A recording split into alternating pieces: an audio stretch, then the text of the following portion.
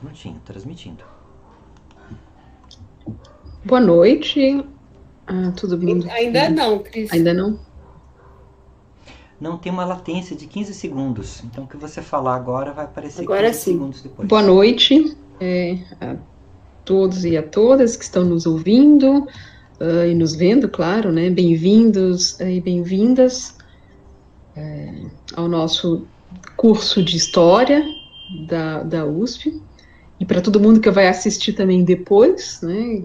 Enfim, os ingressantes do SISU que ainda não chegaram. Então, essa palestra vai ficar gravada, já aviso. E é um grande prazer que eu, na qualidade de chefe do departamento, recebo aqui, né, minha colega, minha amiga Ana Paula Tavares Magalhães, colega de área, também professora de História Medieval, que eu apresento rapidamente, né? Enfim, tem que ser rapidamente porque a quantidade o currículo dela e as atribuições são gigantes, né? Então, resumidamente, chama atenção para o fato de que ela é coordenadora do Labora, Laboratório de Estudos e Produções de Textos. Ela é vice-coordenadora do nosso programa de pós-graduação em História Econômica, né, também do Departamento de História. Ela é membro do Comitê de Boas Práticas em Pesquisa da Pró-Reitoria de Pesquisa e é também assessora de programas e eventos da Pró-Reitoria de Pesquisa da USP. Então, é um enorme prazer ouvi-la falar, então, e passo a palavra para ela. Então, muitíssimo obrigada, Ana Paula, por ter aceitado esse convite do José Vasconcelos e nosso, né, para se apresentar para trás e para os calouros.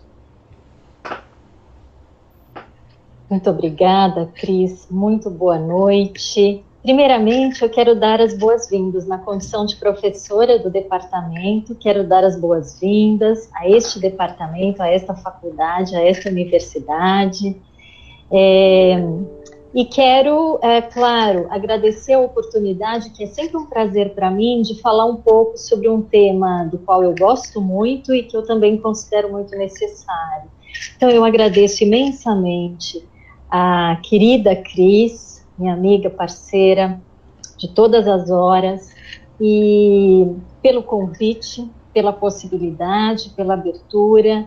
Eu acho que esse é um momento em que eu consigo transmitir alguma coisa desse meu lado de atuação, que eu não sei nem se é o meu lado B, se é o meu lado A, mas é o meu lado de é um dos lados, é uma das questões importantes. Agradeço muito na pessoa do José Antônio, nas pessoas do José Antônio e da Maria Cristina Wissenbach, eu agradeço a todos os colegas e todas as colegas, e na pessoa da Vitória, agradeço a todos os alunos, todas as alunas que estão presentes e que vão assistir depois. Eu vou pedir licença para vocês para compartilhar minha tela, e aí eu peço só um pouco de paciência, porque aqui é todo um processo no Meet para fazer o compartilhamento. Vamos lá. Cris, você me avisa quando começar? Começou. Começou? Avisa para mim se passa. Passa. Passa, tá ótimo. Porque às vezes acontece de não passar também, né? Bem, então nós vamos falar um pouquinho sobre boas práticas acadêmicas, o que significa falar de ética e de integridade na pesquisa. Como a Cris já me apresentou, eu sou Ana Paula Tavares Magalhães, eu sou professora do departamento, entre outras coisas, e eu trouxe para vocês um pouco da minha reflexão neste campo das boas práticas acadêmicas. Essa é uma hora que sempre é considerada interessante para a gente falar a respeito disso, porque é o momento do ingresso no curso. Eu vou dividir a minha apresentação, na verdade eu dividi a minha apresentação em 3 partes. A primeira trata de ética e ciência. Na verdade, trata de bioética e de relações humanas. Pode parecer alguma coisa muito distante do nosso mundo, mas essa relação do pesquisador com pessoas que estão envolvidas na pesquisa, essa relação, a reflexão sobre ela é imprescindível em qualquer ciência ou campo do conhecimento.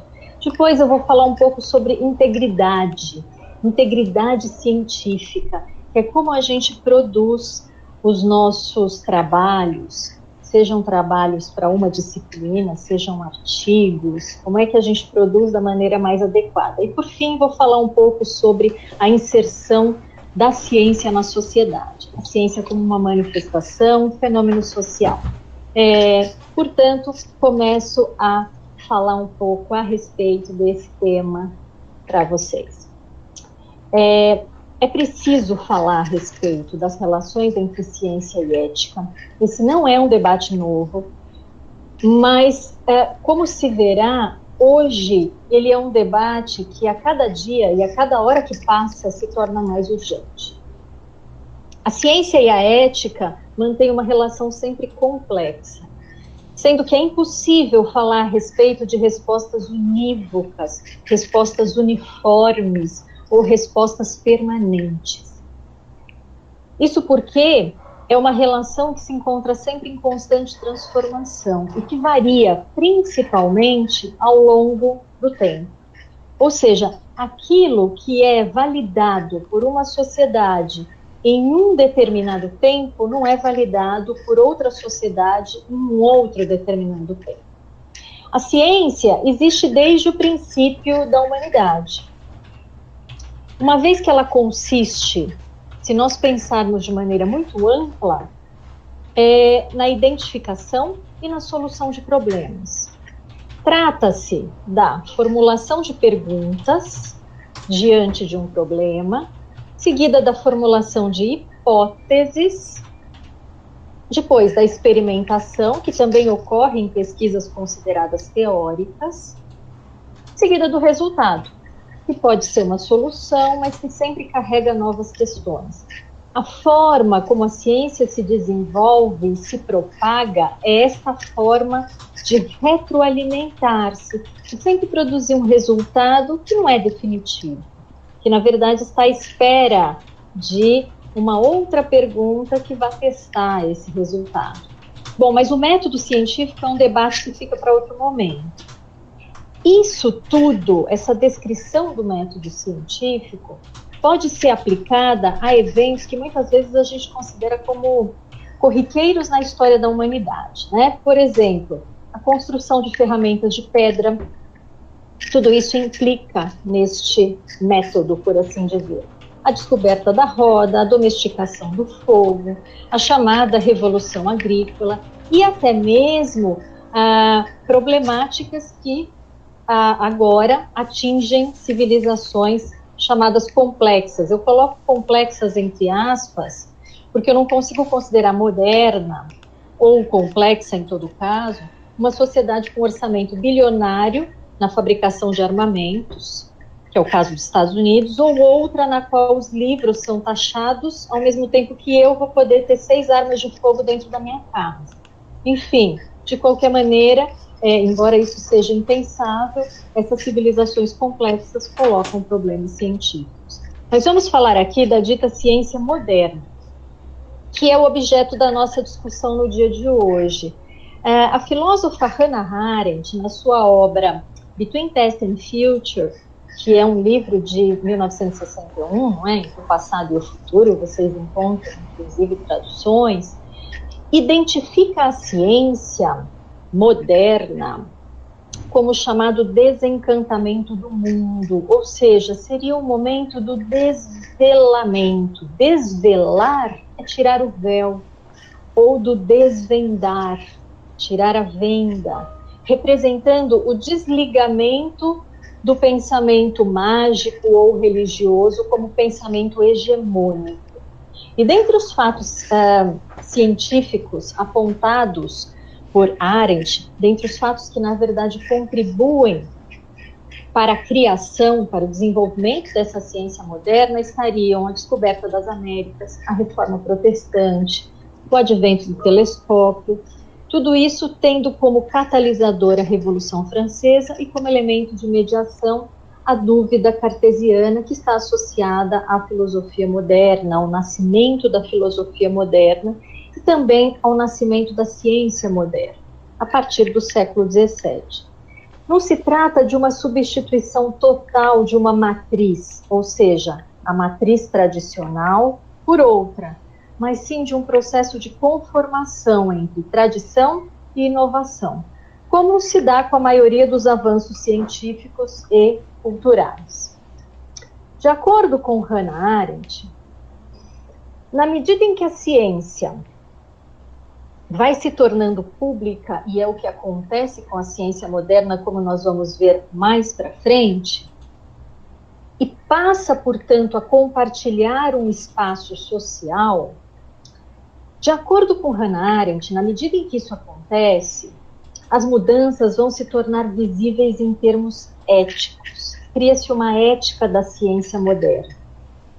Pela ética da ciência moderna, uma vez que se colocam novos problemas e, uma vez que a sociedade dispõe das condições técnicas para a sua resolução, esta resolução torna-se uma opção. Mas esta opção, uma vez que ela se torna uma demanda pública, esta opção, uma vez que ela se torna uma demanda pública, ela se converte em dever. E este dever passa a ser identificado com uma questão ética. Ou seja, esse caso se aplica, por exemplo, à situação de um médico que presencia um acidente. Ele pode ajudar, mas por isso ele deve ajudar. E, por fim, esse dever é decorrência de um princípio fundamental. Prover soluções se transforma em um dever ético nas sociedades modernas, sobretudo na medida em que a ciência se transforma em uma manifestação e uma prática social. Mas não é tão simples assim, porque a ciência não é unilateral, ela não tem um lado só. Aristóteles, que foi referido, inclusive, na aula magna do professor Marco Silva, na sua obra Ética Nicômaco, no capítulo 1, do livro 1, elabora a seguinte consideração sobre o conhecimento. Toda arte e toda investigação, e paralelamente toda ação e toda escolha, tendem a algum bem. O bem, maiúscula, é aquilo a que todas as coisas tendem. Muito bem. Aristóteles se refere ao bem.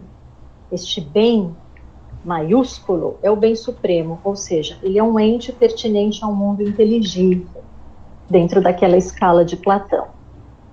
Mas ele também se refere a um bem, com letra minúscula, e é esse que fundamenta a ética moderna, a saber, um produto que se torna comum na sociedade. Ora, esse bem minúsculo do Aristóteles, e é minúsculo porque é humano, pertence ao mundo do sensível, se relaciona nesse capítulo 1 do livro 1 da Ética a Nicômaco com a produção e transmissão do conhecimento, tal como a gente conhece hoje. Nós podemos transpor, portanto, a Ética Nicômaco de Aristóteles para os dias atuais, e também com a inovação em ciência e tecnologia, tal como conhecemos hoje também. É importante, antes de prosseguir, assinalar aqui como nota explicativa a diferença entre ética e moral, muitas vezes tomadas uma pela outra. A ética, do grego ethos, é o ramo da filosofia que fundamenta científica e teoricamente a discussão sobre valores, opções, consciência, responsabilidade, o bem e o mal, o bom e o ruim, e assim por diante.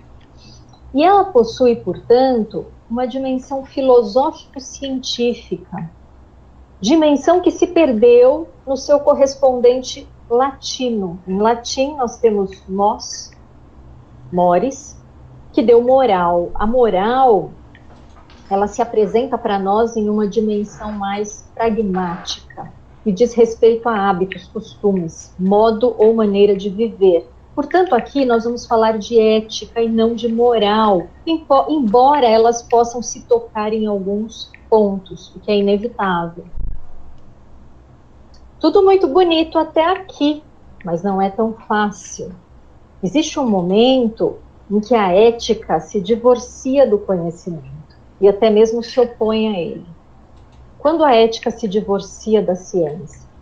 Ora, a ética precisa ter um olhar crítico sobre a ciência na medida em que toda atividade de pesquisa impõe obrigações, ou seja, responsabilidades. Então, Platão, no seu diálogo Teeteto, Platão redigiu uma série de diálogos, né? E ele coloca Sócrates ali como um personagem dialogando com um discípulo. E no Teeteto, o Platão insere um Sócrates que identifica o conhecimento ou o saber,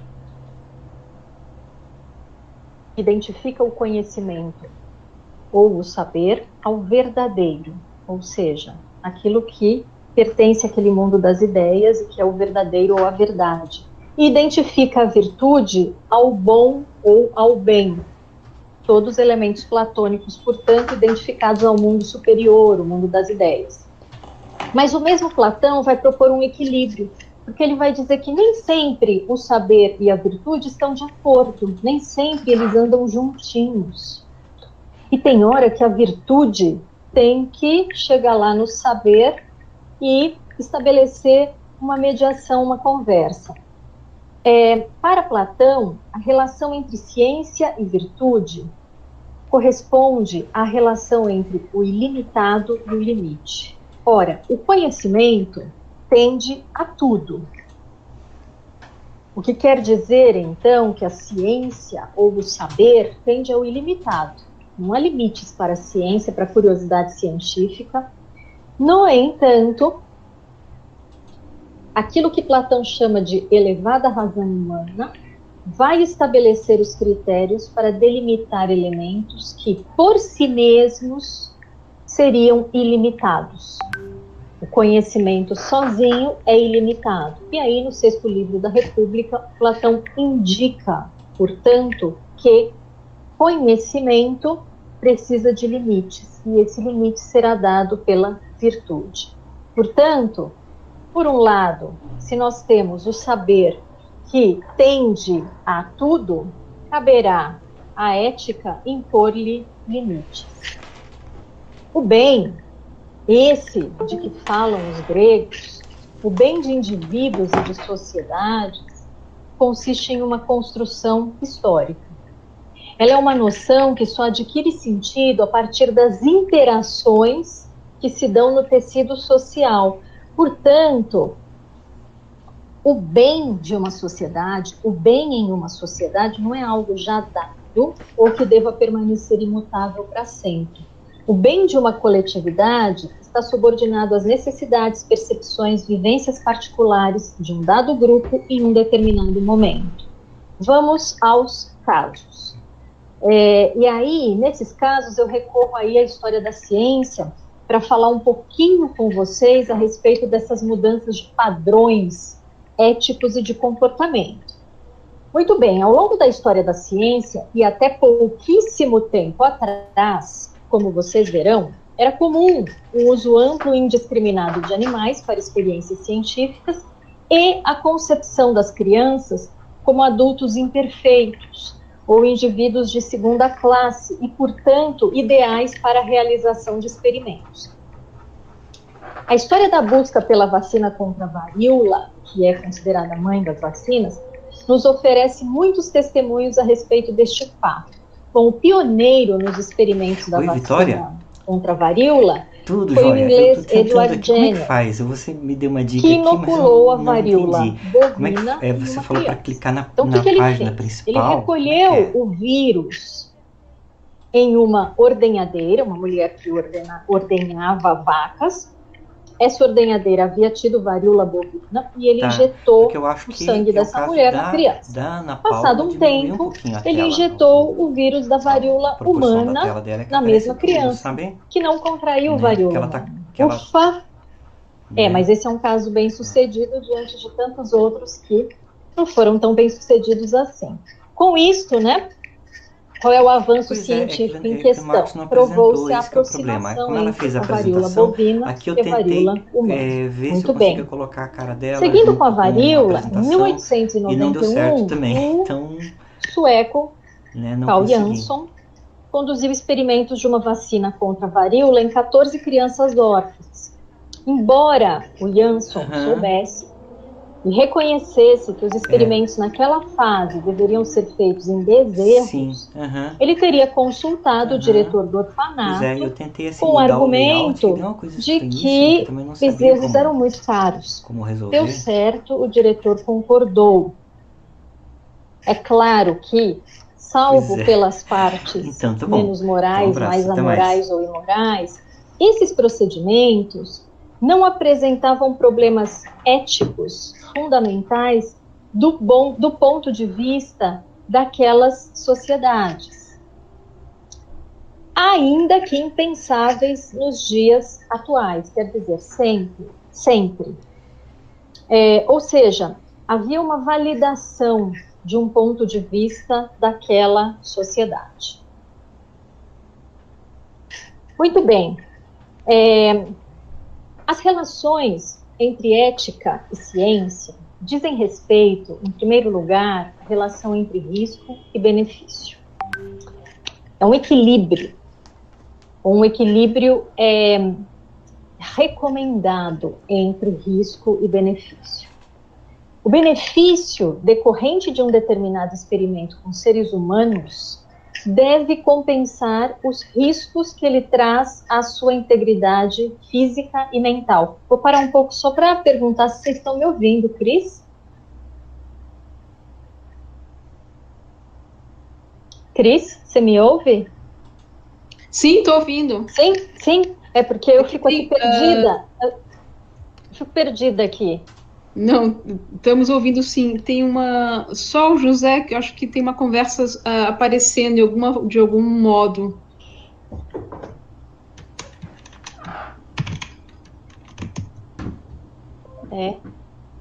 Então eu vou seguir, vocês vão me falando, tá?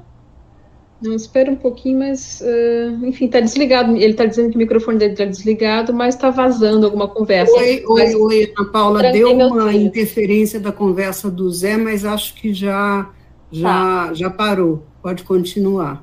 Eu tranquei meus filhos no quarto, não contem para ninguém. Sim, vocês conhecem Minecraft? Enfim, depois a gente conversa sobre isso. E aí, só para falar sobre risco e benefício, tá? Qualquer problema, vocês me avisem, por favor, que eu fico aqui perdida no slide. O benefício decorrente de um determinado experimento com seres humanos deve sempre compensar os riscos que ele traz à sua integridade física e mental. Então, em 1885, havia uma epidemia de hidrofobia, ou seja, raiva, na Suíça, e o químico francês Louis Pasteur, que vinha desenvolvendo experimentos sobre a raiva, utilizando bovinos, foi procurado pela mãe do menino Joseph Maista, que tinha 9 anos à época, e que havia sido mordido por um cão. Essa era a história. Bem, embora os testes em animais ainda, que o Louis Pasteur estava desenvolvendo fossem até então inconclusivos, ele aplicou a vacina na criança e a criança não desenvolveu sintomas da raiva. Nossa, deu tudo certo, que ótimo, né? Mas qual é o problema? Bom, pelo menos 4 problemas de cara a gente consegue ver e depois uma série de outras decorrências. Primeiro, a vacina ainda estava sendo testada em animais. Segundo, o próprio Pasteur admitia que não havia resultados suficientes. Terceiro, não se sabia se o cão que mordeu o menino realmente tinha doença. Quarto, o próprio menino não havia desenvolvido a doença. Tudo o que se tinha era uma mordida de cachorro. A conclusão é que, nesse caso, o risco superava o benefício, uma vez que a vacina poderia efetivamente fazer mal. O garoto não desenvolveu nenhum sintoma, não se sabe se por causa da vacina ou se apesar da vacina, certo? E depois, o fabulário, diz a lenda que o assistente do Pasteur, na época, ele se recusou a ajudá-lo nesse procedimento. E aí o que se conta, ou que se especula é se seria aí por uma razão ética. Enfim, corta para o Brasil dos dias de hoje. Dura incrivelmente até hoje, com grande gasto de energia, tempo e recursos públicos, o debate em torno do uso da cloroquina e da hidroxicloroquina como tratamento precoce contra a Covid-19. Em primeiro lugar, é preciso dizer algo. A cloroquina e as suas formas diluídas, hidroxicloroquina, enfim, são medicamentos comprovadamente eficazes para tratar de doenças como malária e lúpus. O lúpus é uma doença autoimune gravíssima. E, via de regra, para doenças muito agressivas, o tratamento também costuma ser agressivo. Trata-se de medicação que provoca sobrecargas no organismo e que podem, sim, acarretar problemas com seu uso. Ao prescrever o famigerado medicamento como tratamento preventivo contra a Covid, um médico assume o risco de acarretar uma sobrecarga qualquer, sem que isso traga nenhum benefício ao paciente. É um caso em que não é que o risco é maior que o benefício é inexistente. E aqui, só a título de comentário, a imagem é o lindo quadro do Dalí, A Persistência da Memória, de 1931, que está no MoMA de Nova York. E com o perdão dos surrealistas para definir a situação atual, a minha escolha desse quadro também tem a ver com a memória e com a necessidade de preservá-la em qualquer sociedade, sob pena de nós sermos tragados pela incivilização. Mas isso também já é outra questão, né? Vamos continuar com a questão do risco e do benefício. Da China, vem um exemplo. Esse artigo saiu na revista FAPESP, de dezembro de 2018. E esse exemplo dá conta da relação entre risco e benefício e demonstra os limites da ciência. Um biofísico na China anunciou que tinha criado os primeiros bebês, um par de gêmeas, com genoma propositalmente alterado. Ele alegou que modificou um gene, o CCR5, de embriões que foram implantados em uma mulher e resultaram no nascimento de 2 crianças com uma alteração que as torna resistentes à infecção por HIV, o vírus da AIDS, porque o pai das crianças seria soropositivo. E aí o pesquisador, ele se dizia orgulhoso, e argumentou que uma vez que ele tinha conhecimento dos meios para a solução do problema, era o seu dever ético aplicá-la, aquela questão em torno da ciência moderna. Qual é o problema? Bem, é uma técnica promissora, mas ainda experimental. Há risco do seu emprego produzir, além das alterações efetivamente desejadas, mutações deletérias. A comunidade científica, claro, considerou o suposto experimento como antiético, irresponsável e desnecessário. Há formas, inclusive mais simples e seguras, de evitar a transmissão do HIV para um bebê, e essa era a finalidade. Se essa era a finalidade, o experimento, de fato, fica completamente esvaziado, inclusive por conta do altíssimo risco que traz diante do benefício. Um importante elemento da ciência moderna é o consentimento livre esclarecido, ou seja, o ser humano que vai participar de uma pesquisa, e uma pesquisa pode ser uma entrevista. O professor Marco Silva mencionou a história oral, por exemplo. Mas pode ser uma entrevista, portanto. A questão é que esta pessoa aceita participar de uma pesquisa de maneira voluntária, ou seja, livre, e informada, o que significa que ele está esclarecido de todos os detalhes da pesquisa. E há, inclusive, documento jurídico para isso. De forma que as pessoas, claro, ninguém nunca é naturalmente sujeito de uma experimentação, estejam onde estiverem, em casa, na escola, no hospital, na prisão. Nunca devemos nos esquecer dos horrores da pseudociência na Alemanha nazista, e por isso aí vai a imagem do Memorial do Holocausto em Berlim, que, enfim, que na verdade indica 2 coisas para mim. Primeiro, que nós reconhecemos o horror e prestamos respeito às vítimas. Segundo, que nós nos comprometemos a jamais esquecer, ou seja, conservar a sua memória bem viva. Essa também foi uma referência na aula do professor Marco Silva.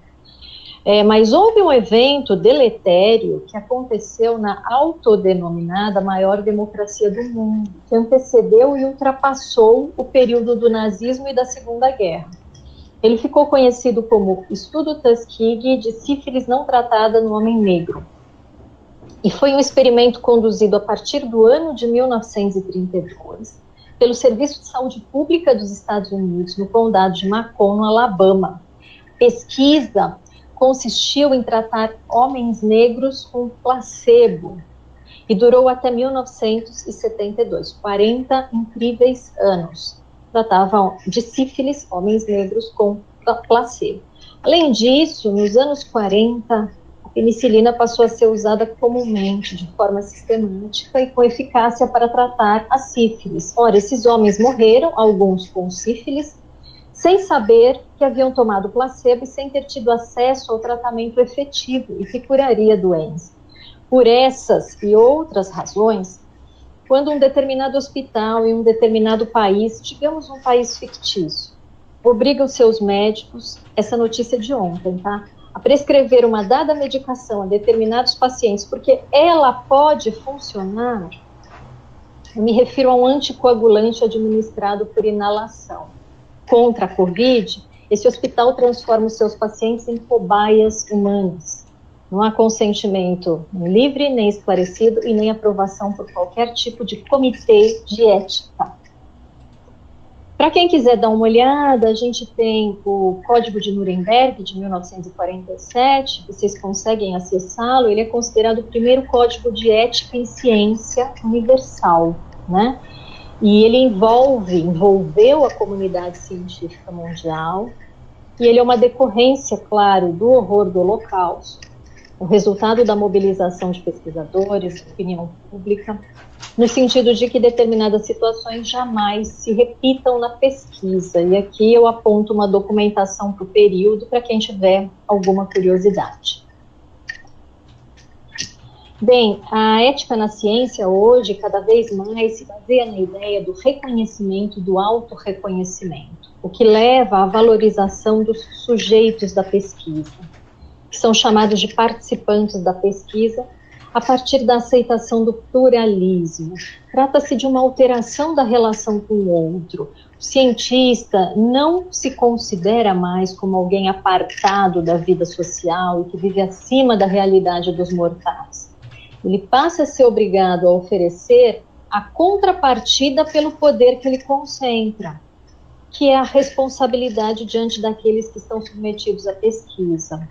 Existe uma convergência entre os planos jurídico e humanitário, no sentido do amparo e do acolhimento a participantes da pesquisa em geral. Temos, por exemplo, comunidades tradicionais, a exemplo de indígenas, quilombolas, ciganos, devem ser prioritárias para gozar dos benefícios da pesquisa o mais cedo possível após a sua conclusão. Crianças, por exemplo, são consideradas na sua natural fragilidade e vulnerabilidade, devem, portanto, ser protegidas.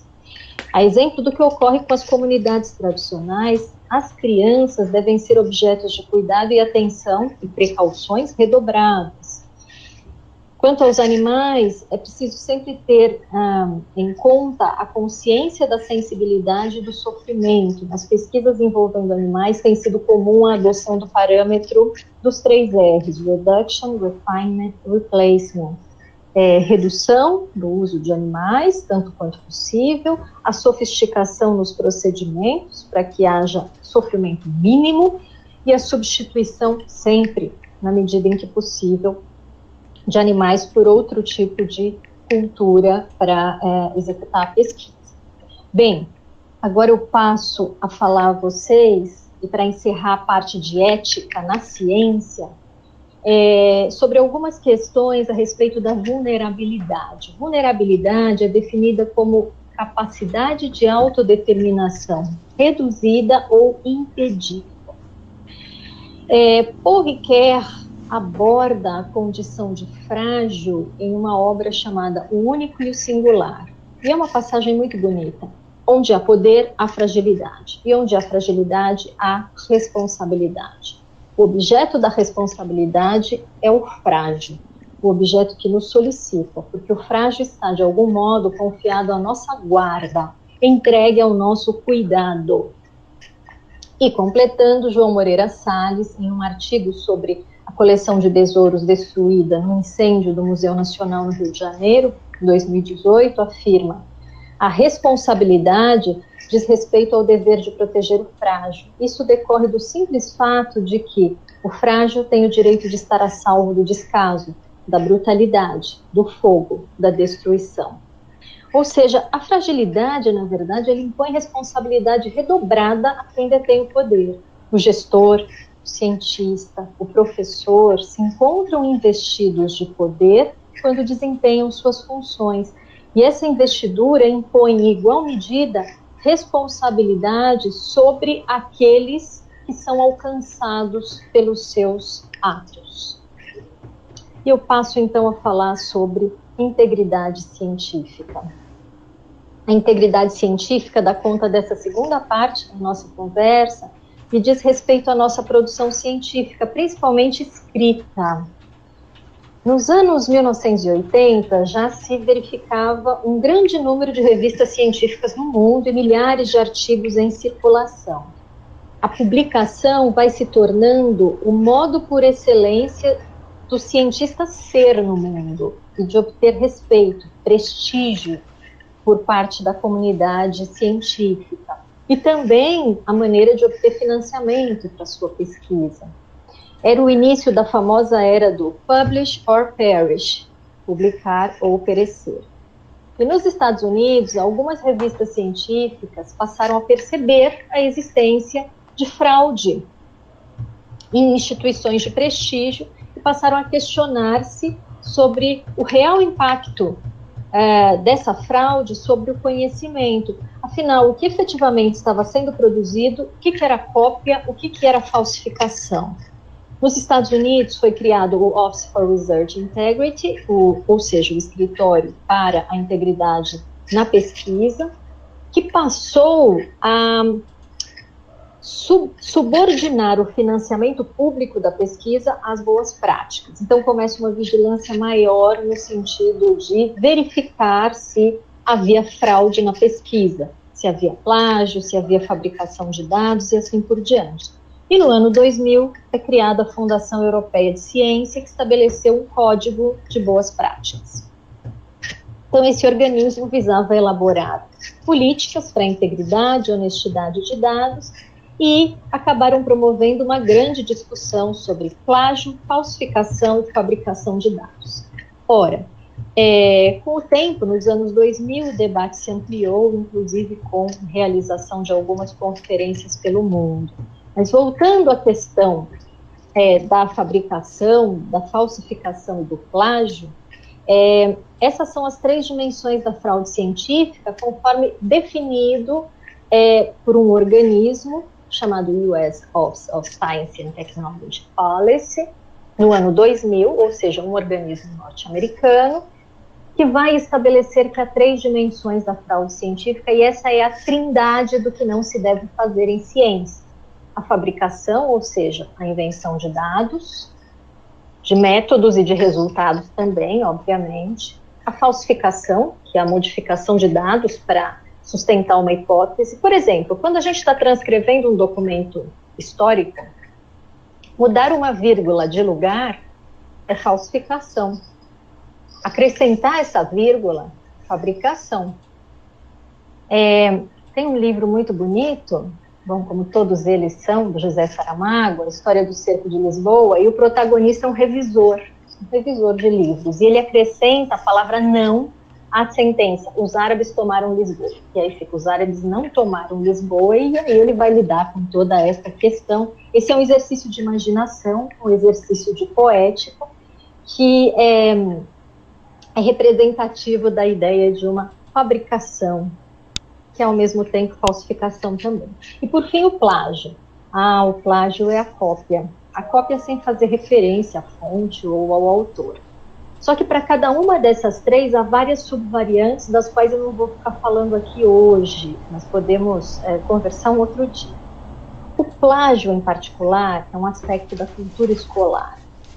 Porque vejam só, né, até hoje, o que acontece em grande parte das vezes, quando o professor, na escola, no ensino fundamental, no ensino médio, e até na universidade, quando ele pede para fazer pesquisa, para que se faça uma pesquisa. É isso que acontece, né? Muitas vezes. O que nós costumamos entender como pesquisa é, na verdade, cópia. Essa discussão é comum em outros âmbitos, como o comercial, o publicitário. Então, a gente conhece essa discussão no âmbito comercial. É o caso de embalagens, por exemplo, que fazem referência excessivamente explícita a uma marca já consolidada. E aí nós temos algumas disputas judiciais célebres. Casos de embalagens imitativas, que apresentam padrões semelhantes para um determinado produto, sem que seja conclusivo o caso de plágio. E depois aqui a gente tem um exemplo de uma marca chinesa que plagia o nome e o layout de uma marca conhecida. Enfim, nós sabemos das grandes disputas jurídicas, mas nós não pensamos nas decorrências em nossa própria vida. É claro que, no limite, eu estou falando aqui de uma situação limite, tá? Mas cópias de artigos científicos, de trabalhos, são passíveis de processos e podem render de 3 meses a 1 ano de prisão, além de multa. E, além disso, também acarreta perda de títulos e até do emprego. É o caso deste senhor aqui, o Karl Theodor zu Guttenberg. Ele foi ministro da Economia e Tecnologia da Alemanha em 2009 e depois da Defesa, entre 2009 e 2011. Foi acusado de plágio, perdeu o título de doutor e foi obrigado a renunciar ao cargo, tá? Bom, claro que isso não acontece no Brasil, a Alemanha que é o problema, mas enfim, sigamos. O fundamento da propriedade intelectual começa com a moderna noção de autoria no século XIX. Então, o que a gente entende por autor, que é aquele cara que a gente arrisca plagiar, é uma criação do século XIX. Como eu costumo dizer, nós ainda vivemos no século XIX, todos nós somos criações do século XIX. Antes disso, a questão da autoria não era uma preocupação, ou seja, individualizar o autor não era uma preocupação. São comuns, por exemplo, na Idade Média, no período em que eu estudo, os escritos que simplesmente copiavam outros escritos sem nenhum tipo de atribuição de crédito. A própria noção de autoria é outra na Idade Média. Muito bem, a normatização da autoria e da posse da ideia e do produto intelectual vem justamente com a Revolução Industrial no campo científico e, portanto, da afirmação do capitalismo como forma hegemônica de produção, que estabelece, inclusive, a propriedade autoral, a delimitação das disciplinas modernas, a divisão e classificação dos gêneros literários e, por fim, a criação do próprio romance moderno, que vai criar o eu romântico. A partir de então, a autoria centrada no indivíduo ou num grupo de indivíduos passa a ser identificada a criação. No ambiente acadêmico, nós temos uma série de fraudes que podem aparecer na autoria de trabalhos científicos, além da simples cópia, além do simples plágio. Então, aqui a gente tem um print da revista da FAPESP, que vai apontar algumas autorias que muitas vezes se fazem no ambiente acadêmico. Por exemplo, a autoria fantasma. É o autor que contribuiu para o trabalho, mas ele vai ter o seu nome escondido porque ele tem algum tipo de conflito de interesse. Ele vai ganhar alguma coisa com aquele trabalho, em termos de poder ou de dinheiro. A gente tem autoria honorífica, indivíduos que, por terem contribuído, que na verdade, sem terem contribuído em quase nada com o trabalho, acabam assinando artigos porque ele é o dono do laboratório, porque ele é o dono dos computadores, porque ele é o dono da bola, enfim. Autoria órfã. Autores que contribuem para a pesquisa, mas que na hora de aparecer como autor, efetivamente não aparecem. Autoria forjada. Você tem autores que nem sabem que a pesquisa foi realizada, mas aí o nome deles é acrescentado para melhorar os índices de citação, para dar maior prestígio à pesquisa. Tudo isso, claro, que é impróprio. A gente precisa pensar bem sobre coisas que provavelmente nunca vão ser descobertas, e muitas vezes, seguramente, nunca vão ser descobertas, mas isso diz respeito à ética. E a ética é um elemento que diz respeito ao relacionamento nosso conosco mesmos. Depois, a questão que se tornou recorrente nos dias de hoje é a questão do direito autoral no ambiente digital, ou melhor, a questão da autoria no ambiente digital. E aqui a gente tem uma série de propriedades, e é preciso estar atento a algumas questões, porque o ambiente digital mudou a forma de nós nos relacionarmos com os conteúdos. Já faz um bom tempo, porém, algumas coisas ainda parecem muito nebulosas, muitas vezes. Nós temos, em primeiro lugar, o direito autoral, ou seja, o direito daquele ou daqueles que produziu ou que produziram o texto. O autor, ele pode processar aquele que copia trechos que ele escreveu, se não der o devido crédito, ou seja, citar, nota de rodapé, um parênteses. Nós temos o direito patrimonial, ou seja, o direito daquele que recebeu, por qualquer tipo de determinação, herança, doação, compra, uma obra, aquele que detém a obra. E esse direito patrimonial, ele diz respeito à reprodução de conteúdos, principalmente áudios e vídeos, que são produzidos ou adquiridos por outrem. Então, nesse caso, não basta a autorização das pessoas que aparecem no vídeo. É preciso pedir autorização àquele que tem a posse do vídeo. Depois a gente tem também o direito de cópia, que costuma dizer respeito a editoras ou produtoras de filme, de conteúdo visual em geral, é o chamado copyright. Nesse caso, a infração é copiar a obra e distribuir a obra. E, por fim, o direito de uso, que é comumente estendido aos usuários, que têm liberdade para ler e assistir conteúdos disponíveis na internet, mas não podem, via de regra, fazer cópias ou distribuí-los. Enfim, basicamente a gente tem esses elementos, mas outros elementos podem entrar na discussão sempre que a gente está falando do ambiente digital e da cópia no ambiente digital.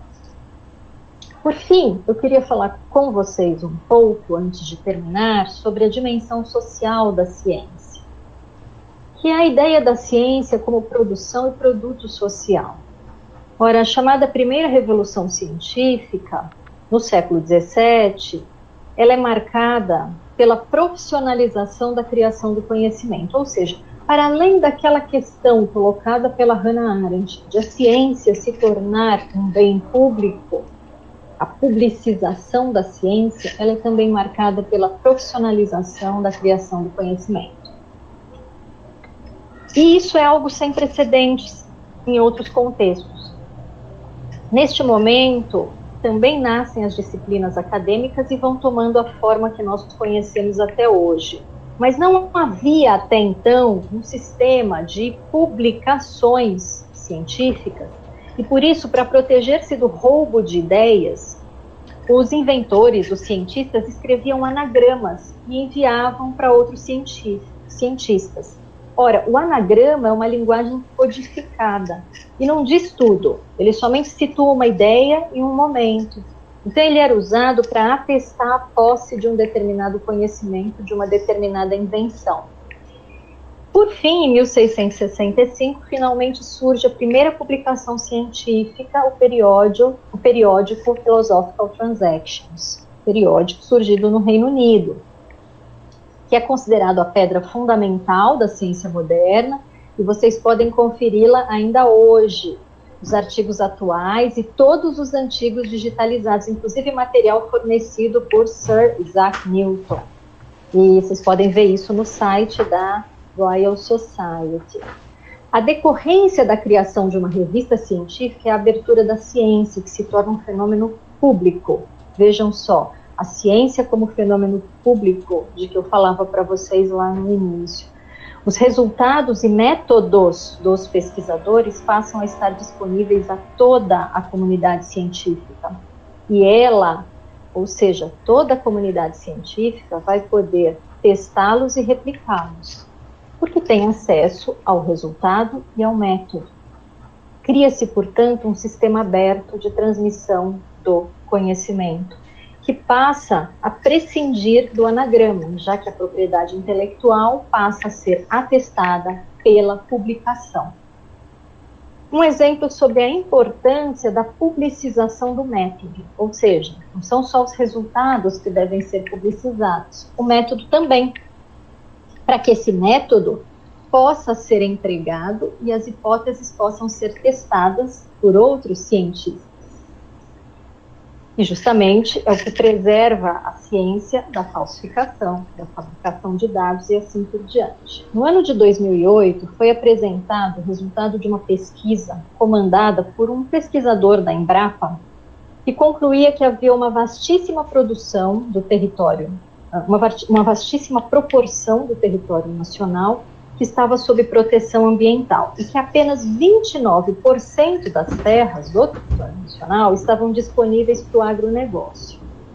Esse número de terras disponíveis parecia muito pequeno e, claro, ele obedecia aos interesses dos produtores rurais que passaram a se apoiar nesse número para defender a flexibilização das leis ambientais, principalmente na Amazônia. Pesquisadores que desconfiavam da precisão do número começaram a se debruçar sobre os estudos para ver se esses dados, afinal, paravam em pé. Queriam testar. E eles fizeram e refizeram os cálculos e sempre davam um resultado diferente em relação às áreas protegidas. O que acontecia? O que acontecia é que o estudo em questão não publicou o método que usou e, por isso, nenhum cientista podia verificar. O que aconteceu neste caso? Ora, a lei estipula que a faixa de terra que deve ser preservada nas margens dos rios varia conforme a largura do rio. Quanto mais largo o rio, mais extensa a faixa de matas ciliares a ser preservada. Ora, como não há dados disponíveis sobre a largura da maior parte dos rios da Amazônia, o pesquisador em questão mandou a equipe considerar sempre o maior valor possível para calcular a área protegida das margens, de todos os rios. E com isso, a área de proteção total parecia enorme, e as terras disponíveis para a produção encolheram, o que sustentou a demanda pela flexibilização da legislação ambiental. Vejam só. Mas aí, depois de descoberta essa artimanha, os cientistas testaram e retestaram. Em 2014, o professor José Augusto Drummond, da UNB, publicou o livro Proteção e Produção, Biodiversidade e Agricultura no Brasil. E ele dá conta, com o cálculo refeito, de que 45,22% das terras do país, na verdade, estavam abertas à agropecuária, né? Concluam como quiserem, o fato é o seguinte: a ética na ciência determina que o pesquisador tente derrubar por todos os meios a sua própria hipótese. E daí a necessidade da publicação do método, para que outros cientistas possam testar a hipótese, eventualmente confirmá-la, eventualmente derrubá-la. Ora, a questão da ciência como fenômeno público, a partir de meados do século XVII, pelo menos do século XVII, é um fenômeno público. Ela nos impõe a questão da existência da ciência moderna enquanto fenômeno social.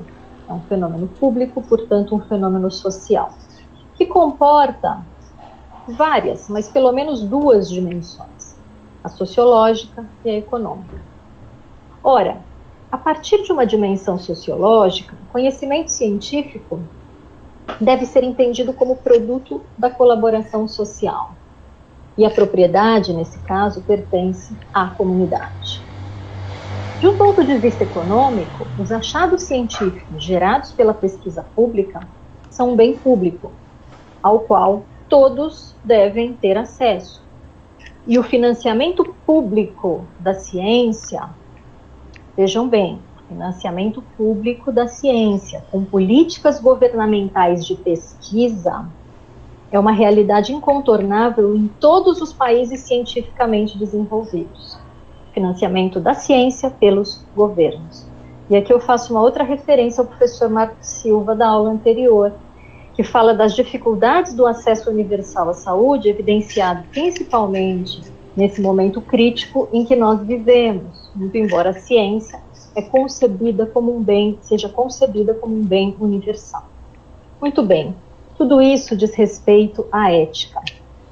E eu estou me aproximando da conclusão, não vou torturá-los mais com isso. A ética diz respeito a uma série de coisas, e ela não é algo simples. Ela comporta uma série de dimensões e ela está em constante movimento, ela é dinâmica. Ela é um fenômeno que se apresenta historicamente diverso, em situações diversas. A ética, em primeiro lugar, ela diz respeito à forma como nós nos relacionamos com os nossos objetos de estudo, ou seja, a forma como nós tratamos a nossa pesquisa, os nossos trabalhos escritos, enfim, tudo aquilo que diz respeito à integridade diante do ato de estudar, que se mistura com o ato de pesquisar. Em segundo lugar, a ética também diz respeito à forma como nós nos relacionamos com os sujeitos das nossas pesquisas, na medida em que façamos pesquisas que envolvem seres humanos. Na história isso é possível, como eu dizia para vocês. Nós temos entrevistas, vídeos, enfim. Esses participantes, sejam eles comunidades inteiras, pessoas, até mesmo animais, é preciso atentar para a vulnerabilidade do pesquisado diante do pesquisador. O pesquisado sempre é um ser vulnerável, por definição, diante do pesquisador. O pesquisador não pode tudo porque detém aquele conhecimento. É justamente porque ele detém aquele conhecimento que ele é o maior responsável pelos efeitos da sua pesquisa. Portanto, isso aumenta a sua responsabilidade. Por fim, a ética também diz respeito a como nós nos relacionamos com os nossos colegas, quaisquer que sejam os nossos colegas. O respeito, a escuta, a empatia, são todos elementos que constroem uma boa relação ética entre colegas. Por fim, a ética diz respeito à forma como nos relacionamos conosco. A biografia é aquilo que, por excelência, nos define no mundo. E respeitar princípios éticos na condução da vida, seja ela acadêmica ou não, é fundamental para a preservação da biografia. E eu estou dizendo isso porque isso vai muito além das aparências, isso vai muito além de como eu apareço na rede social. Nunca, nunca, nunca, nunca comprometam questões de princípio para seguirem questões de ocasião. É possível ser ético e ter sucesso na vida profissional e na vida pessoal. Eu me despeço de vocês e pela paciência, muito obrigada.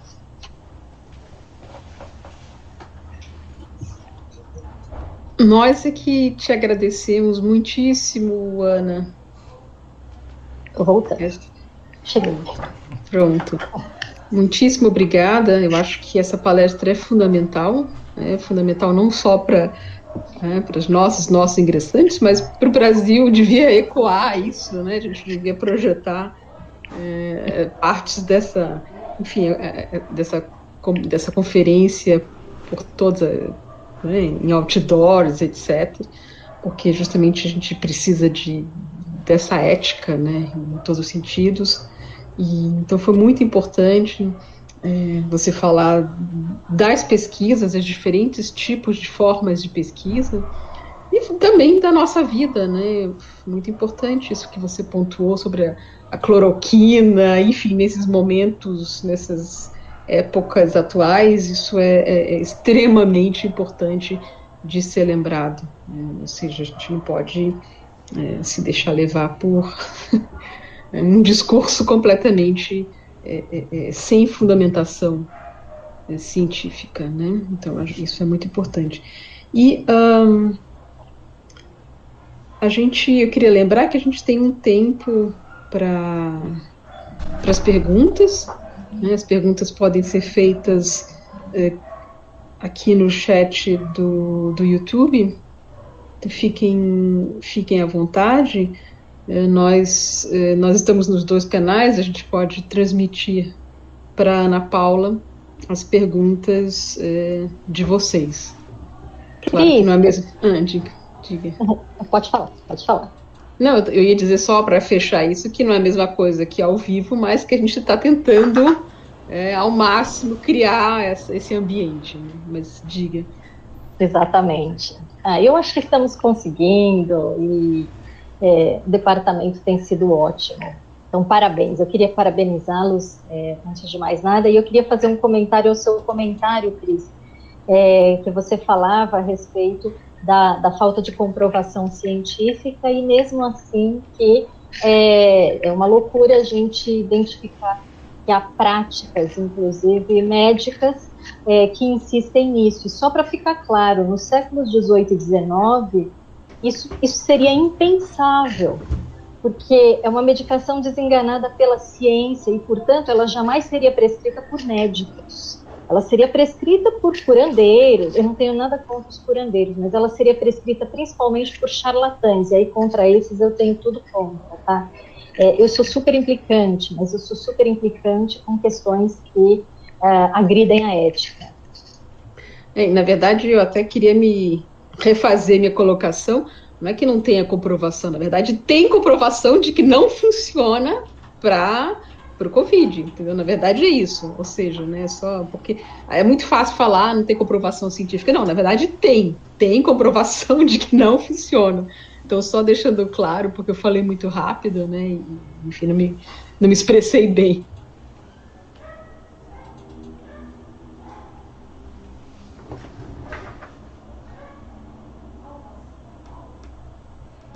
Enfim, tem, como Silvio Bressan colocou aqui no chat, né, ele retomou uma das suas falas finais, nunca trocar princípios por conveniências, né, e como ele disse, um belo resumo da sua fala.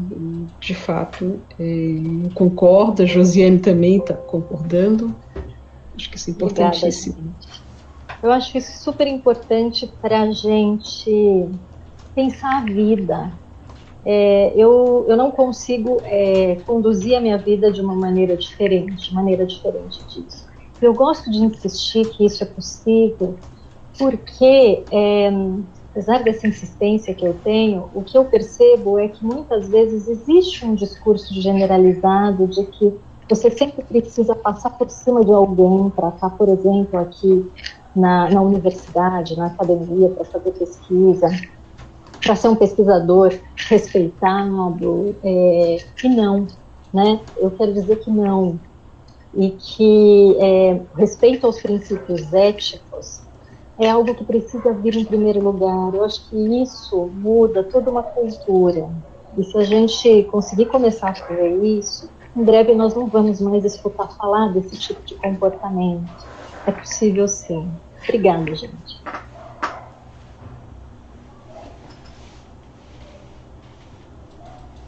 Tem uma pergunta do José.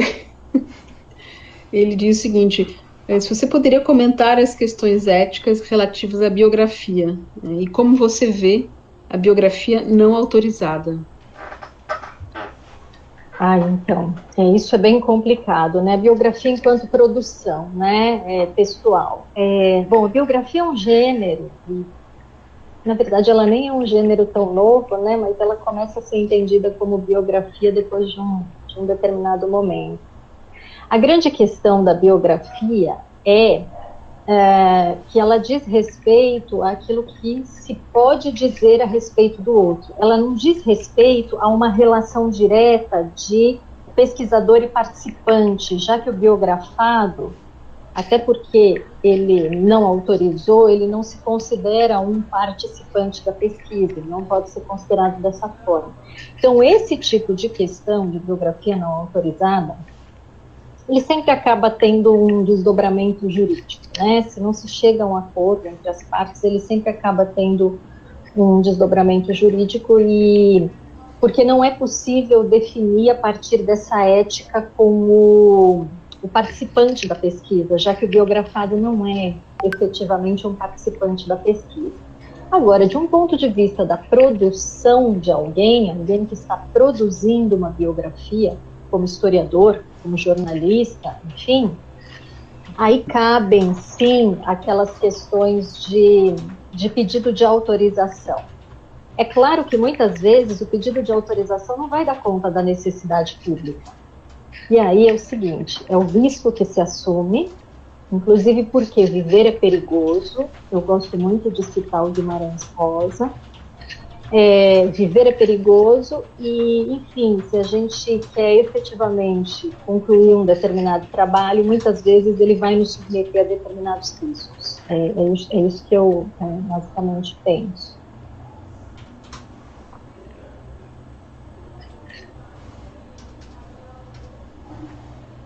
Tem uma pergunta aqui. Ana, tudo bom? Oi. Aqui é a Vitória, Oi, da Vitória. parte técnica. Obrigada pela palestra maravilhosa, ensinando a gente a ser um ser humano melhor, né, sempre. Obrigada. E tem uma pergunta do Yuri Aguiar, do YouTube. Ele gostaria que você explanasse sobre a falta de ética e de métodos científicos nas questões de história e de memória no momento atual.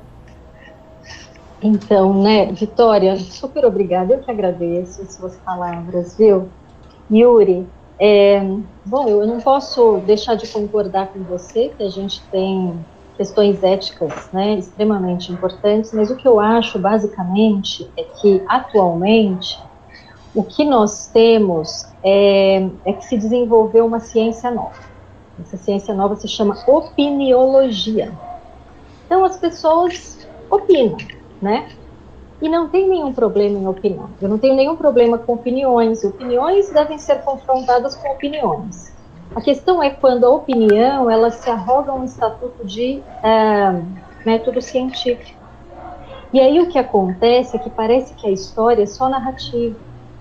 Parece que não existe método científico, parece que não existe um método por trás de se fazer história, e que a narrativa científica pode competir com a opinião pura e simples. E aí a gente vê a produção de uma série de documentários, e que, infelizmente, porque, na verdade, a gente tem uma estrutura de bolhas que formam pensamentos, e a gente vê que as pessoas, de fato, se guiam por esse tipo de coisa.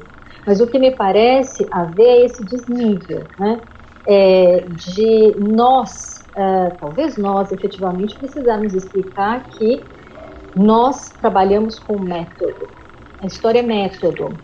E que opiniões, é claro que existem limites, inclusive, para opiniões, assim como existe limite para a ciência e para tudo, mas que opiniões são confrontadas com opiniões, tanto quanto o método histórico é confrontado com o método histórico, na medida em que se produz uma discussão acadêmica. Eu acho que isso é muito complicado hoje, porque se inaugurou uma era do subjetivismo, né, em que, na verdade, tudo pode ser passível de leitura e da interpretação que se dê, quando nós sabemos perfeitamente que não é assim. E esse compromisso com a memória, esse compromisso com a história e as suas relações com a memória, ele é algo que precisa ser resgatado e estar na ordem do dia, não para nós dizermos que nós trabalhamos com uma ciência de autoridade, né, e que nós vamos dizer a respeito de tudo aquilo que já aconteceu, porque é assim que as pessoas entendem a história, mas que nós vamos dizer a respeito do que já aconteceu. Não, porque nós, a partir de um diálogo que é com o presente, e a partir de questões de angústias e de aflições que são do presente, nós nos voltamos para determinados temas e para determinadas temporalidades, e nós podemos rever essas temporalidades e esses temas. A história é dinâmica. Eu costumo dizer, brincando, que não tem nada que mude mais do que o passado. Todo dia ele pode mudar.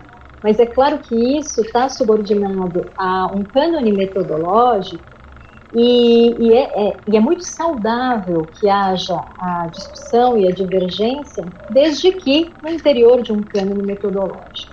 É assim que eu imagino. Obrigada pela questão. Professora Ana, tem uma questão do Silvio. Ele coloca assim: como a senhora avalia a questão ética da obediência devida? Tá. Como? Como a senhora avalia a questão ética da obediência devida? Eu não entendi muito bem. Será que seria possível formular um pouquinho mais? Sim, ficou um pouco vago, né? Mas o Silvio vai reescrever, vou pedir para ele. Tá, perfeito. Enquanto isso, tem uma questão da Josiane. Tá. Uma pergunta. Gostaria que a professora comentasse um pouco dos princípios éticos quando vamos para a prática de pesquisa em arquivos e precisamos lidar com documentos sensíveis. Então, sabe, desculpa, quem perguntou? Qual o nome? Josiane Sampaio. Josiane, isso é extremamente importante. Eu gosto muito de aplicar isso, aquela noção do frágil, né? Porque sempre cabe a nós a proteção. Então, nós precisamos nos dirigir a arquivos, a coleções que se encontram preservadas e que muitas vezes se encontram em estado precário. Nós precisamos sempre nos dirigir a esse tipo de documentação, esse tipo de material, né? Com esta consciência. É claro que cada arquivo, claro que o arquivo vai ter os seus protocolos, né? E para cada tipo de documentação também vai ter os seus protocolos. Mas, assim, mais importante do que todas as variações que a gente vai ter, do uso de luvas, do tipo de manuseio, mais importante do que isso é a gente ter essa consciência da vulnerabilidade, porque uma vez que a gente está com um documento em mãos, a gente é responsável por ele, não tem jeito. Não é que o documento não é de ninguém, o documento é público, ele está no arquivo público, e no momento em que a gente está manuseando o documento, a responsabilidade, nós estamos investidos de uma responsabilidade. Então, novamente, nós podemos, como no livro, né, do Saramago, imaginar que a gente vai pegar a caneta que a gente está usando e escrever lá no documento. Não. Olha, esse documento, ele é um patrimônio. Pode ser que ninguém nunca perceba que você fez isso, mas você está rompendo esse pacto, que é um pacto silencioso, seu diante do documento. Você é o forte, você é o poderoso da relação. E o documento é o frágil. Tanto quanto acontece em qualquer pesquisa envolvendo seres humanos. Nós temos professores excelentes, maravilhosos, que trabalham com arquivo aqui no departamento. Vou citar a Ana Maria Camargo, minha grande amiga, e assim, ela tem toda uma produção a respeito disso. Vou aproveitar para recomendar o curso dela, tão logo ela possa retomar o seu curso sobre arquivo. Professora, sim. O Wilson também perguntou se a moral não estaria ligada à ética, já que esses valores, hábitos e atitudes fazem parte de uma aceitação coletiva. Se puder comentar um pouquinho. Posso sim, claro. Obrigada, Wilson. Eu falo sobre isso muito rápido, mas eu acho que isso merece, inclusive, uma atenção bem detida, né? É muito difícil a gente separar as duas coisas, porque existe um componente moral nas nossas escolhas éticas. E a gente não consegue separar isso, muito embora vários autores tenham tentado separar e dizer que, olha, a ética ela foi por um caminho, que é o caminho que está relacionado com a ciência, basicamente. Então, a ética é aristotélica e a moral é uma criação cristã que predomina na Idade Média. Só que as duas coisas, elas não funcionam assim separadas. Porque a ética aristotélica, ou enfim, a ética, ela acaba sendo incorporada a essa moral, porque a gente está falando de uma única e mesma cultura. O que significa que sempre que eu falo dessa diferença, eu preciso dizer que essas questões se tocam em vários pontos. Mas tem uma coisa que a gente precisa sempre tentar observar. Essa moral de que a gente fala, ela é uma moral que está introjetada nos valores que a gente carrega para a vida. Mas ela nunca deve ser confundida, essa moral que se relaciona com a ética, ela nunca deve ser confundida com a moral e os bons costumes, né? É aquilo que eu chamo de uma falsa moral, ou falso moralismo. E aí, muitas vezes, os princípios pregados pela chamada moral e bons costumes, muitas vezes ferem a ética. Muitas vezes não, na maior parte do tempo. Professora, o Silvio complementou a questão dele sobre obediência devida. Tá. Ele perguntou assim: vale qualquer coisa se você é subordinado e alguém determina uma ordem contra algum de seus princípios morais e éticos? Se alguém determina uma ordem, se você... Então, né, isso é uma discussão excelente, né?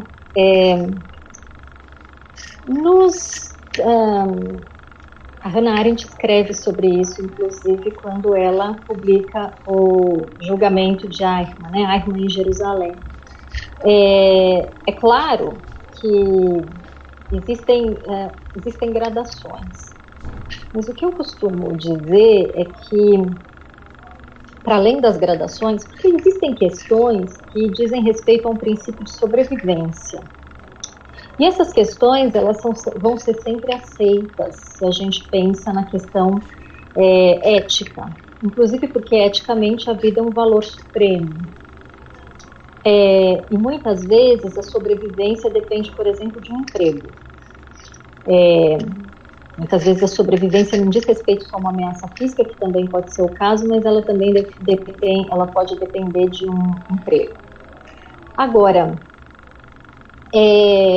a Hannah Arendt, né, cunhou a expressão banalidade do mal justamente para definir essa justificativa para crimes perpetrados devido à obediência. Então, esse é o caso do Eichmann, que continuamente, né, no julgamento dele em Jerusalém, afirmava que sim, eu fiz, mas eu fiz porque eu obedeci a ordens. Eu fiz porque eu obedeci a ordens. Isso não limpa eticamente o nome de ninguém. Na verdade, isso na verdade acarreta uma reflexão ética, justamente para nós pensarmos, né? E eu acho que isso faz muito sentido, inclusive com aquilo que a gente vive hoje. Eu acho que hoje a gente vive a banalidade da banalidade, né? No Brasil. No Brasil a gente tem a banalidade da banalidade. Então a gente se sente autorizado, inclusive, a se alienar de uma série de coisas. Como eu disse, não há questões fechadas para a ética, muitas vezes as questões vão se resolvendo ao longo da história, mas existem questões que são muito sensíveis. Essa questão da obediência, né, da infração ética por obediência, é uma questão constantemente reformulada. Acho que é isso, enfim. Eu estou vendo que tem mais algumas questões. Tem sim, posso ler para você? Pode, querida. Que fica mais fácil. O Gabriel, ele perguntou sobre a questão do julgamento moral nas figuras e eventos históricos. Qual seria o espaço desse julgamento moral nas figuras e eventos históricos? Por vezes fala-se sobre o julgamento da história. É uma ideia abstrata. Mas há espaço para esse processo na produção científica? Então, sabe, Vitória e Gabriel, eu acho que eu sou um pouco cética em relação a isso, né? E toda vez que eu vejo alguém dizer, a história vai julgar, eu vejo isso como uma retórica que não diz muito respeito a uma realidade, porque é isso que o Gabriel define como abstrato. Essa noção de um julgamento da história me parece algo tão abstrato. E o julgamento da história, eu acho que ele sequer é capaz de fazer a tal da justiça poética. O que eu entendo é que, claro, no futuro, quando as questões de hoje forem ressignificadas, claro que elas terão um significado diferente no futuro. Nós não sabemos como é que vai acabar isso hoje, né? Como dizia o professor Marco Silva. A gente sabe como começou, né? Como é que vai acabar, a gente não sabe. Mas como é que isso vai ser retomado? Vai haver uma ressignificação. E aí esse julgamento da história, ele só vai também ser produzido a partir de um método que é histórico e que, na verdade, não tem que ver com valor num sentido moral. Porque o método histórico, o método de se fazer história, não é um método jurídico, por exemplo. E é por isso que eu acho que o julgamento da história, ele é um elemento de retórica, que é muito importante, que é muito usado, e vai acontecer, mas isso não me parece que seja algo muito palpável. Principalmente porque, muito embora todos nós estejamos imersos no mundo em que nós vivemos, muito embora todos nós nos voltemos para as temporalidades com as angústias presentes, o que me parece é que, sim, para além disso, a gente tem um método. Esse método, de fato, estabelece um cânone. Essa é a forma de se fazer história. Enfim, eu acho que é isso. Eu acho que se há espaço, não sei, não num sentido intencional. Eu acho que é impossível que, num sentido intencional, se possa fazer um julgamento histórico, julgamento da história. Certo, professora. Vamos continuar, então, né? Pelo menos a tentar criar esses espaços não intencionais ou intencionais, né? Sim, verdade. Mas eu acho importante que vai haver um debate, né, Vitória? Porque é impossível, e a ideia é que se promova, de fato, um debate com o tempo a respeito de tudo isso. Mas eu não acho que a história é a grande vingadora para isso. Eu acho que a história é uma fonte de compreensão e de conferência de profundidade, de sentido. Com certeza, professora. O Cauê, ele também propõe uma reflexão baseada nesses espaços também, mas no sentido das vidas humanas e das vidas animais, olha. Ele coloca assim: como podemos interpretar a ética da pesquisa baseada em benefícios no caso de animais que são extensamente utilizados em diversos estudos, na maior parte das vezes não sendo beneficiados pelos resultados ou testes e muitas vezes chegando à morte? Como podemos medir o valor de vidas animais por vidas humanas, sendo nos Homo sapiens, se não só mais uma espécie entre tantas? Eu acho que essa questão, Cauê, talvez seja a mais complicada de todas. Eu não trabalho com um comitê de ética nos procedimentos com animais, mas o que eu tenho visto que a gente está muito longe ainda da substituição completa de animais por outro tipo de cultura. E o que esse direcionamento de que eu falei, dos 3 R's, enfim, ele tem muito a ver com a ideia, e que na verdade vem de algum tempo, de pesquisas que vão aferir, por exemplo, o grau de sofrimento, sofrimento real, sensibilidade nos animais, coisa que ninguém pensava até outro dia. Me parece que o caminho na ética, de fato, já é esse, de uma substituição progressiva, de uma melhora na utilização desses animais e, finalmente, numa redução. Eu não vejo uma solução muito clara e nem muito próxima para a utilização de animais na pesquisa. Inclusive porque, da maneira como se entendem os animais, eu não sou uma especialista de animais em pesquisa, mas da maneira como se entendem os animais, não se elabora uma escala como essa para estabelecer essa relação de vidas animais e humanas. Mas me parece que é algo já discutido, que é algo que está em discussão. E eu tenho muita esperança de que isso venha a acontecer efetivamente o mais rápido possível. Fica só minha torcida mesmo. Tem agora um comentário da Rafaela, um pouco provocativo, para você comentar sobre esses charlatões como Olavo de Carvalho. Olha, que coisa, né? Eu não sei o que dizer. Eu não sei nem como começar, né? Não, mas eu vou começar e vou terminar. De novo, né? Eu acho que ultimamente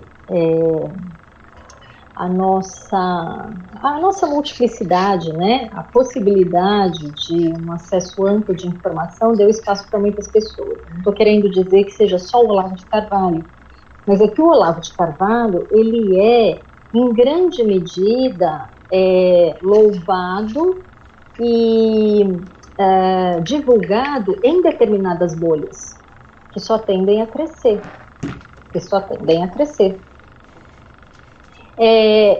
E o que me parece é que esse tipo de indivíduo surge no momento em que nós temos essa ultrapolarização e esse ultrafechamento nas redes sociais. Então, por exemplo, eu nunca me relaciono com alguém que está fora da minha bolha.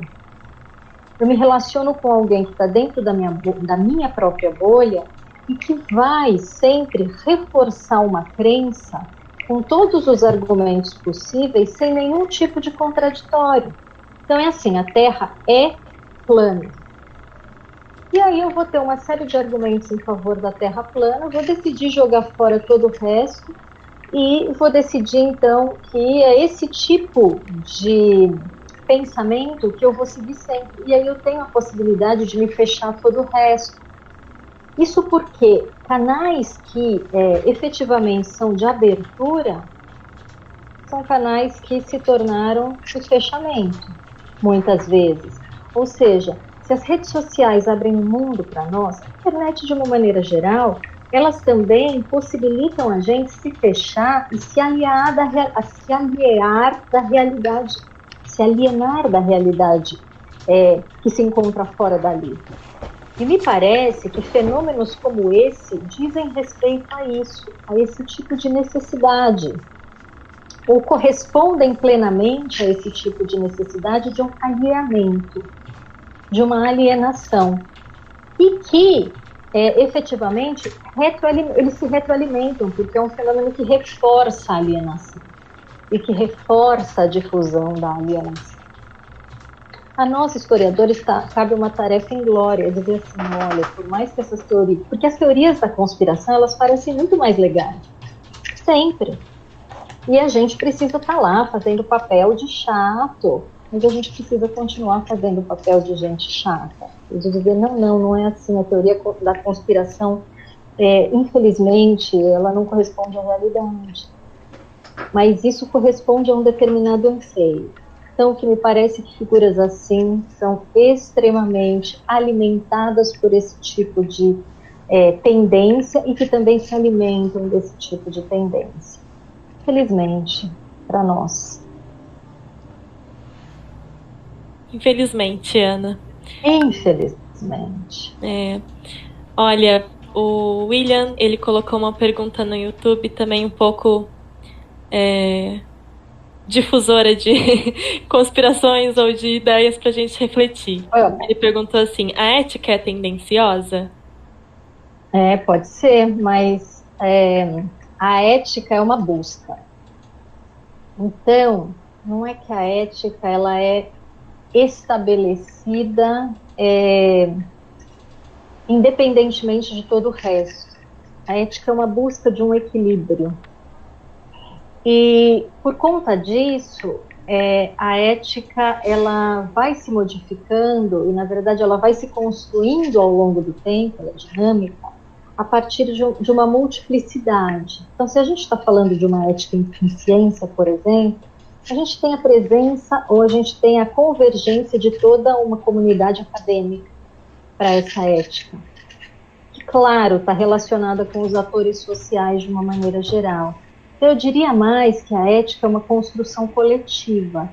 Pode apresentar determinadas tendências como quaisquer construções coletivas, mas que procura o máximo possível servir a coletividade. É essa a impressão que me dá. Bacana, professora. Então, para finalizar, né, tem um comentário do Glauco e uma pergunta também, que eu acho que a gente pode estar caminhando para o encerramento também.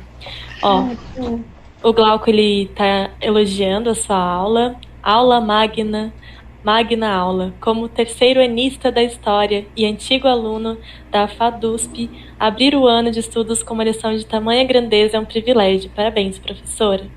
E ele obrigada, Glauco. E ele pergunta em seguida, né, como a gente identifica o limite ético no enfrentamento de um dogma, sobretudo um dogma histórico, para praticarmos aquilo que Norberto Bobbio chamou de semear a dúvida. Perfeito. Nossa, mas que pergunta excelente.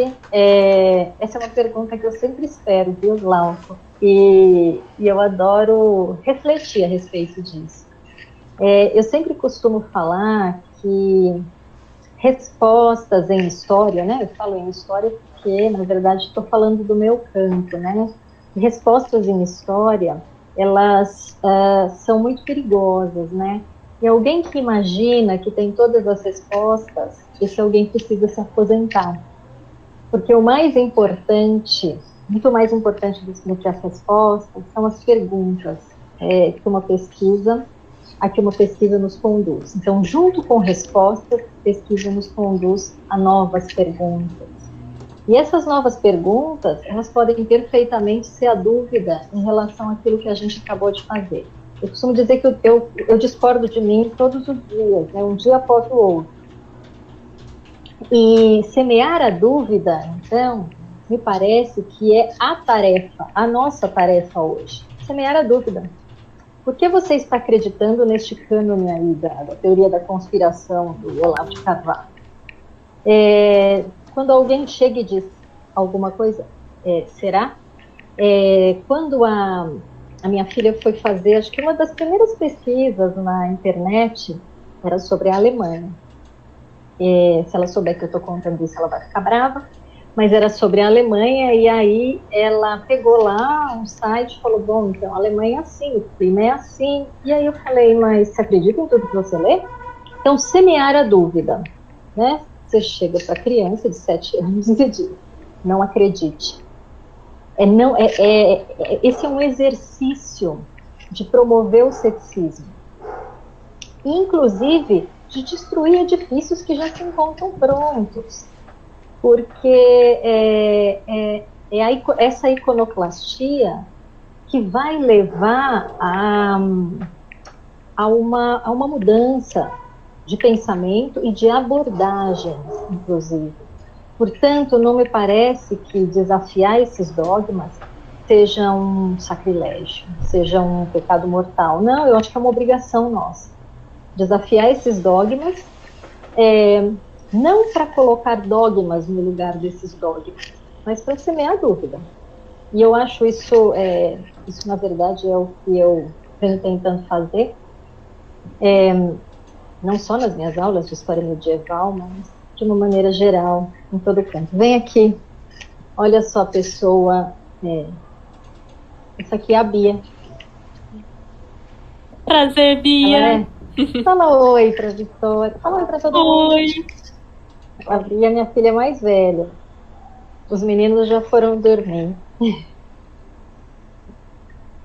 É isso, gente. A Bia tá aqui, não me deixa mentir. Ela é uma aprendida. Duvido. Ela sempre é uma aprendida. Semeação das dúvidas. Vamos duvidar. Bom, muito muito. Obrigada de novo, Ana Paula. Eu acho que não tem mais perguntas no chat por enquanto, né? Mas as perguntas elas não vão aparecendo e não há não há limites, né, para isso, e a gente vai ter sempre oportunidades de conversar, de trocar ideias. Enfim, então agradeço muito mais uma vez a você, a todo mundo que assistiu, todo mundo que vai assistir, porque vai ficar gravado, né? Então a gente tem essa possibilidade. Vai estar disponível no canal do YouTube do Departamento de História em breve. E com isso a gente encerra as atividades do Departamento de História dessa noite, mas eu sei que há uma programação ainda bastante grande, né, da Calorada. Parece que tem um show, um concerto agora, enfim, não sei, mas vejam a programação e de novo, bem-vindos a todos e a todas. E é isso, gente. Boa noite. Boa noite. E obrigada, José, mais uma vez, pelo convite, por ficar aqui nos assessorando. E obrigada, Vitória. Exatamente. Obrigada, Vitória. Obrigada, Cris, por estar aqui dando apoio. E é isso. Obrigada, gente. Muito obrigada. Boa noite. Boa noite. Um abraço a todos. Vou encerrar a transmissão. Está sem som. Tá.